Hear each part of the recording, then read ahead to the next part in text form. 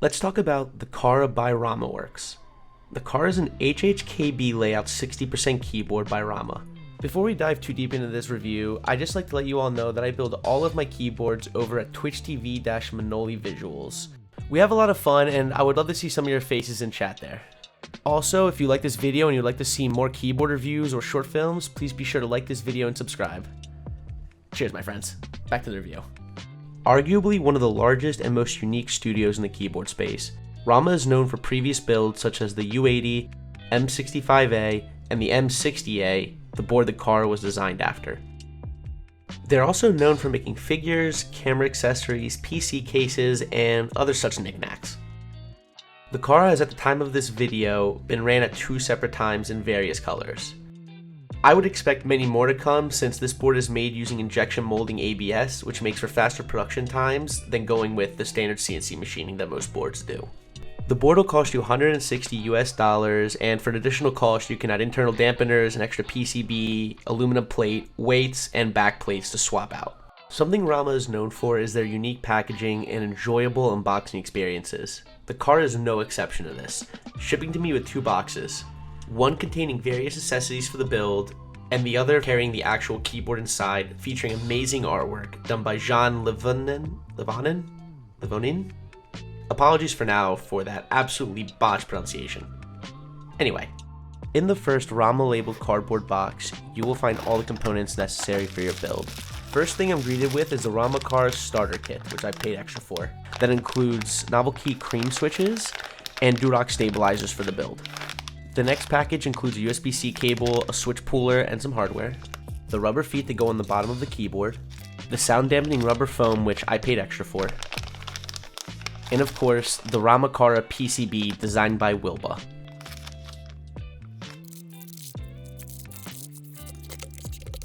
Now for the keyboard box itself. Once you remove the beautifully designed sleeve, you're met with the Kara box, which shows the design of the top and bottom of the keyboard, as well as the labeling on the side showing which variation of the Kara you have. When you open up the box, the first thing you're greeted with is a very cute and well-designed instruction manual telling you how to take care of and assemble the Kara. Next is your plate and PCB foam, which is made of rubber.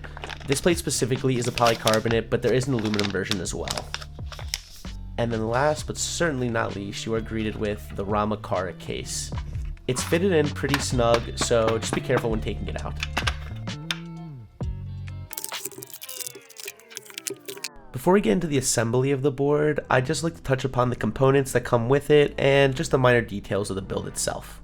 Starting with the PCB, I said before, it was designed by the famous Wilba. The PCB has a matte white finish with the RAMA Kara labeling, as well as the logos of RAMA, the Kara, and Wilba on the front and back side. It utilizes Kale Hotswap sockets on the back and features per key lighting. There is no underglow, but it's something I would maybe like to see in the future. Next up is the accessories package. After emptying out the contents of the orange envelope, you are greeted with a USB-C cable that's braided and branded, the new and improved RAMA switch pooler. This new revision is a little bit thicker and more durable than the old version, and necessary hardware for the keyboard build. Next up is the rubber case foam and the necessary hardware.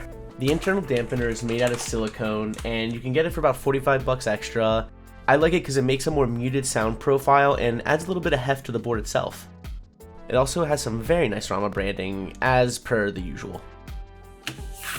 Now for the plate, PCB foam, and the case itself. This specific version of the RAMA Kara comes with a polycarbonate plate and a silicone PCB foam. I'm always for foam, personally, just because I really enjoy a more muted typing experience. The components themselves are pretty good quality, they feel substantial, and as always, feature the RAMA branding. And now for the RAMA Kara case itself. I got mine in the SOYA colorway, which is a nice off-white color, sort of cream. I think it's very pleasant.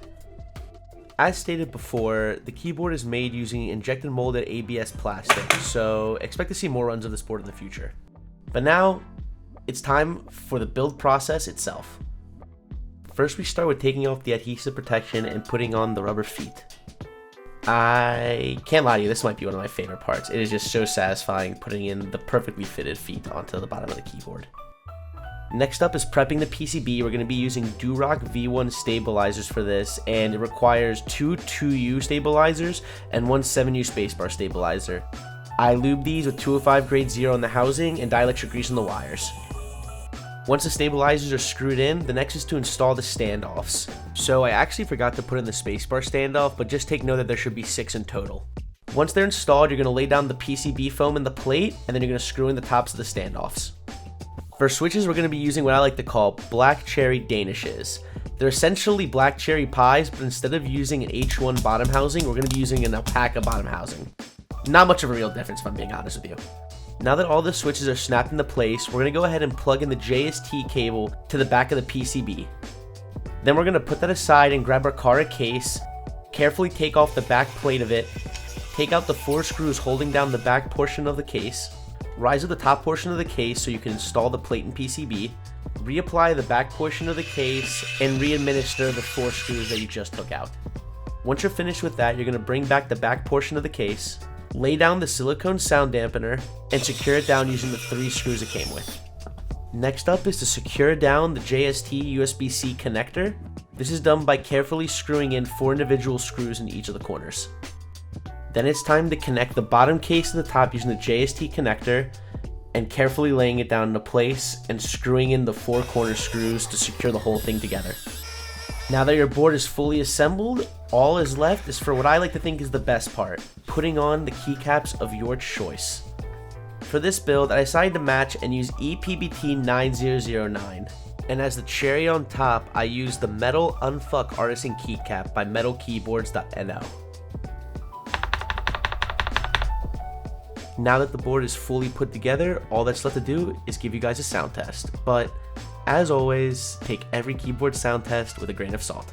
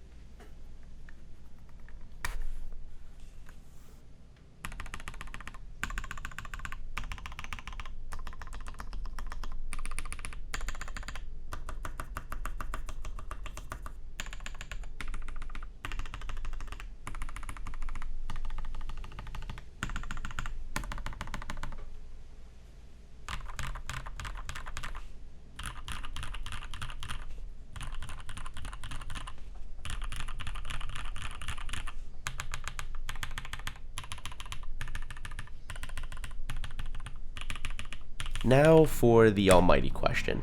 How do I feel about this keyboard? For $160, I think it's pretty good value for what you're getting out of it. Yes, the case is plastic, but I don't think that takes away from the quality of the keyboard itself. And the fact that it's Hotswap is nice for anyone who may not feel confident soldering, or if you're like me and just want a board where you can test out different switches. From an aesthetic standpoint, I also think this board is pretty superb. The fact that you can customize it if you decide to get more than one model, the per key lighting on the keyboard. The only thing for me it's really missing is underglow to shine through the translucent back piece. But like I said earlier, that's something that may be added in the future, who knows. I know recently in the hobby we've seen a lot of entry-level Hotswap keyboards enter the game, such as the Keychron Q1, the GMMK Pro, and of course the NK65 Entry Edition, which has been a staple. I've only tried the latter, being the NK65 Entry Edition, and I can honestly say that I enjoy the RAMA Cara much more, but on that note, The NK65 Entry Edition is only $95 compared to the $160 before shipping that is the Cara. If you're patient and you have the ability to save up that little bit extra cash, I would personally be going with the Cara unless you like the 65% layout a little more than the HHKB 60% layout. After using the Cara for about 2-3 weeks now, I have yet to get sick of it. It's taken some time for me to get used to not having arrows, but I all in all really enjoy this board. I love just looking at it. Typing on it is a breeze, and I honestly recommend it to anyone that's considering purchasing it. I'm excited to try out different switch combinations. I'm considering getting an Alu plate, so I have the option instead of just using the polycarbonate. And honestly, I can't wait to see what future revisions and changes we see to the RAMA Cara, whether it be colors, improvements to the PCB, or anything in between. Thank you all so much for watching, and as always, cheers, my friends.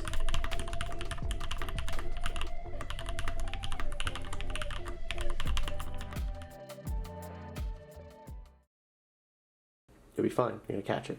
1, 2, 5.